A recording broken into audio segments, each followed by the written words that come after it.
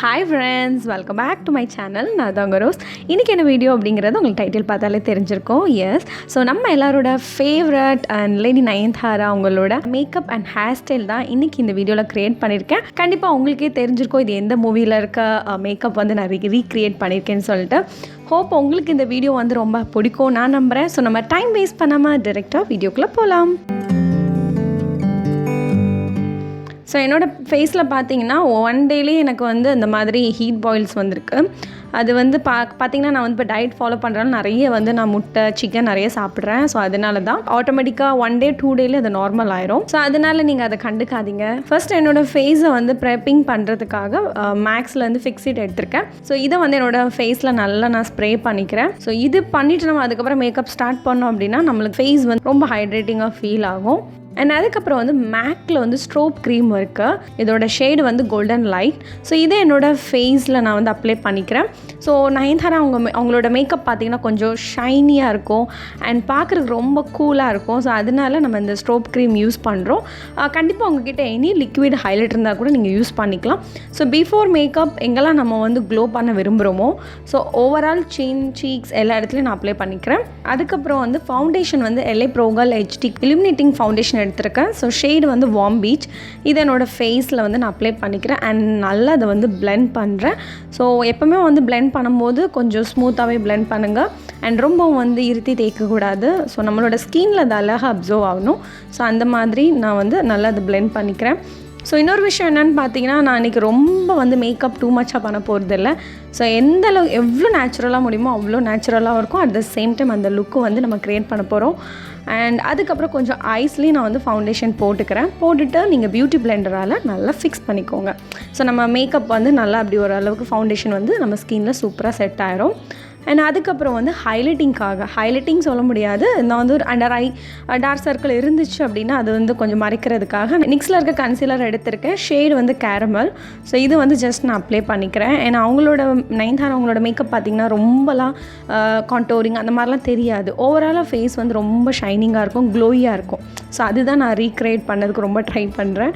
And அதையும் நல்லா blend பண்ணிக்கிறேன். ஸோ கன்சீலர் செட் பண்ணுறதுக்காக ரெவல்யூஷன் லக்ஸரி பனானா பவுடர் எடுத்து லைட்டாக கன்சீலர் அப்ளை பண்ண இடத்துல மட்டும் நான் லைட்டாக தான் பவுடர் போட்டு செட் பண்ணிக்கிறேன். வேறு எங்கேயும் நான் செட் பண்ணல. அண்ட் நீங்கள் உங்களோட கண்ணுக்கு மேலேயுமே என்ன பண்ணிக்கோங்க செட் பண்ணி எடுத்துக்கலாம். அண்ட் அதுக்கப்புறம் வந்து நான் ப்ரான்ஸ் மட்டும் தான் பண்ண போகிறேன். ஸோ இது ஷேடு வந்து சீக்கி ப்ரான்ஸ் நினைக்கிறேன் மேக்கில் உள்ளது.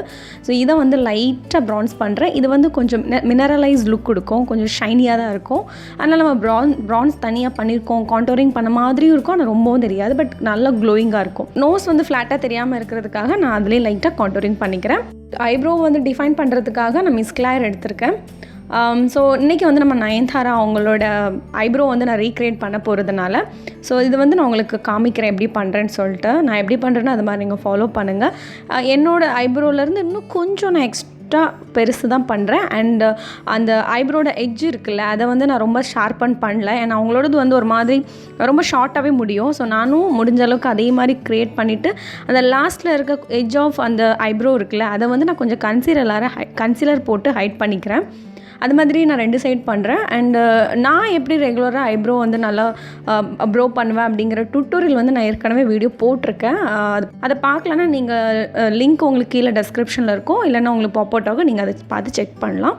அண்ட் அதுக்கப்புறம் வந்து அதே நிக்ஸ் கன்சீலர் எடுத்துகிட்டு நம்ம இப்போ கொஞ்சம் ஐப்ரோ வந்து நல்லா ஹைலைட் பண்ண போகிறோம். ஸோ என்னோடய ஐப்ரோ சுற்றி நான் என்ன பண்ணிக்கிறேன், இந்த மாதிரி நீங்கள் கன்சீலர் அப்ளை பண்ணிவிட்டு அதை நல்லா பிளெண்ட் பண்ணணும்.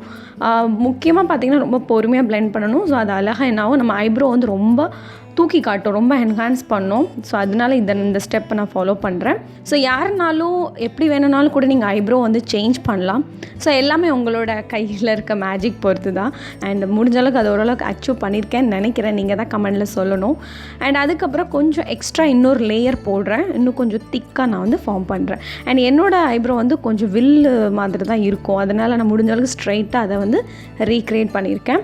ஐ மேக்கப் க்ரியேட் பண்ணுறதுக்காக நான் மெப்ளின் 24K நியூட்ஸ் இந்த பேலட்லேருந்து இந்த காமிக்கிற ரொம்ப நியூட் ஷேடு தான். ஸோ அதை வந்து ஃபஸ்ட்டு நான் ஃபுல்லாக என்னோடய ஐலிட் ஃபுல்லாக நான் அப்ளை பண்ணுறேன். ஸோ இது வந்து கொஞ்சம் க்ளோயாக இருக்கும்.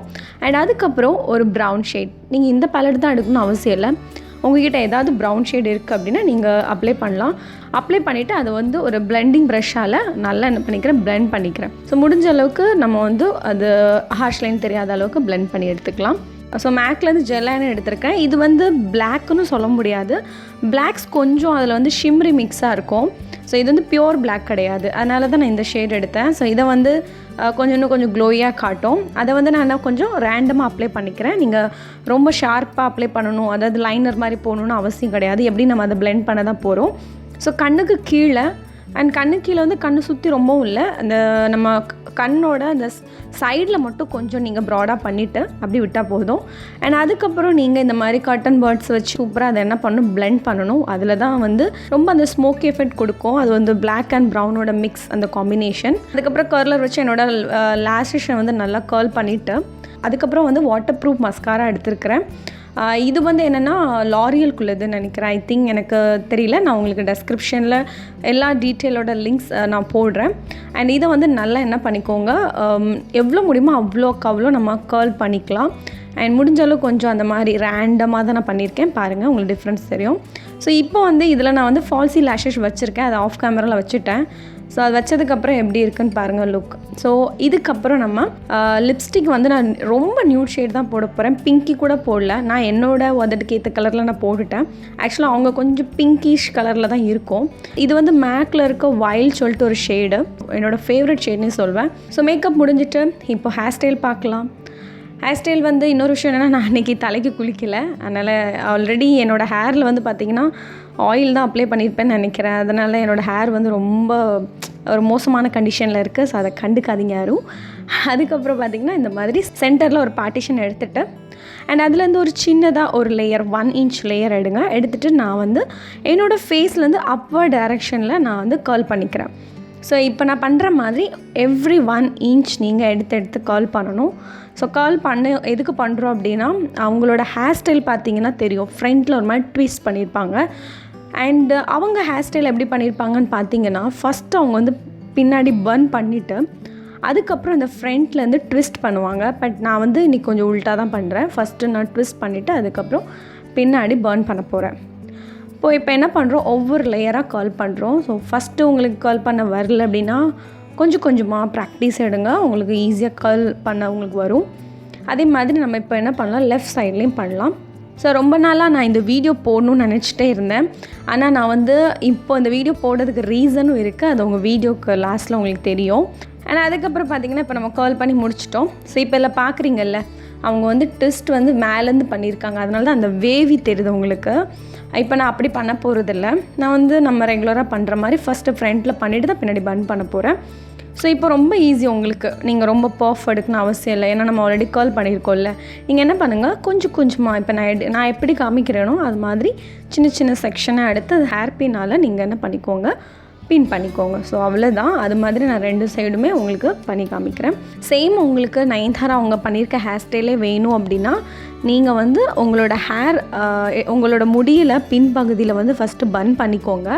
அதுக்கப்புறம் நம்ம ஃப்ரண்ட்டில் இப்போ நான் காமிக்கிற மாதிரி சின்ன சின்ன ட்விஸ்ட் பண்ணிங்கன்னா அந்த எக்ஸஸாக இருக்க பின்னாடி கர்ல் இருக்கும்ல, அதை நீங்கள் சைட்லேருந்து எடுத்து பேக் சைடில் பன்னோட சுற்றிட்டிங்க அப்படின்னா அந்த ஆக்சுவலாக அவங்க எப்படி பண்ணியிருக்காங்களோ அது உங்களுக்கு அப்படியே வந்துடும்.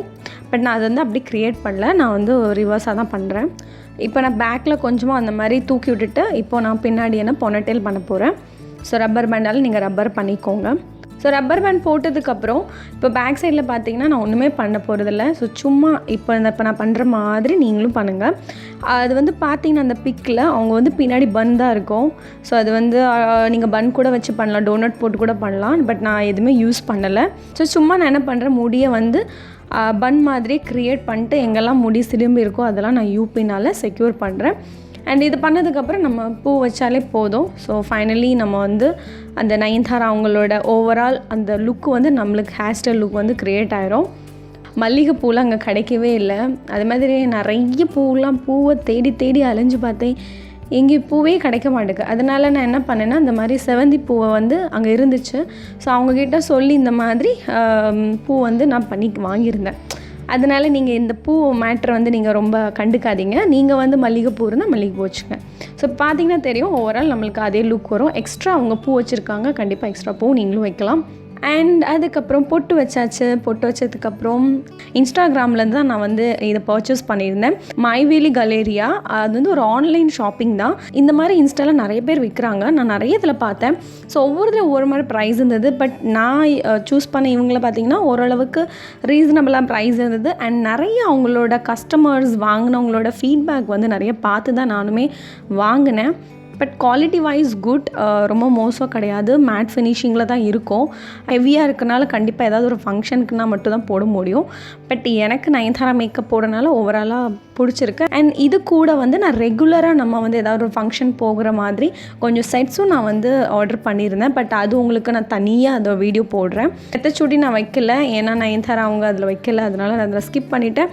அண்ட் இது வந்து வாட்ஸ்அப் மூலமாக நீங்கள் வாங்கலாம். கேஷ் ஆன் டெலிவரி கிடையாது, ஆன்லைன் மூலமாக தான் நான் பே பண்ணி வாங்கியிருந்தேன். இந்த செட் உங்களுக்கு பர்ச்சேஸ் பண்ணணும் அப்படின்னா நான் டெஸ்கிரிப்ஷனில் டீட்டெயில் போடுறேன். அண்ட் இவங்க வந்து வாட்ஸ்அப் மூலமாக நீங்கள் பேசி கூட நீங்கள் பர்ச்சேஸ் பண்ணிக்கலாம். ஸோ ஹோப் உங்களுக்கு இந்த வீடியோ வந்து ரொம்பவே பிடிச்சிருக்கோம் நான் நினைக்கிறேன்.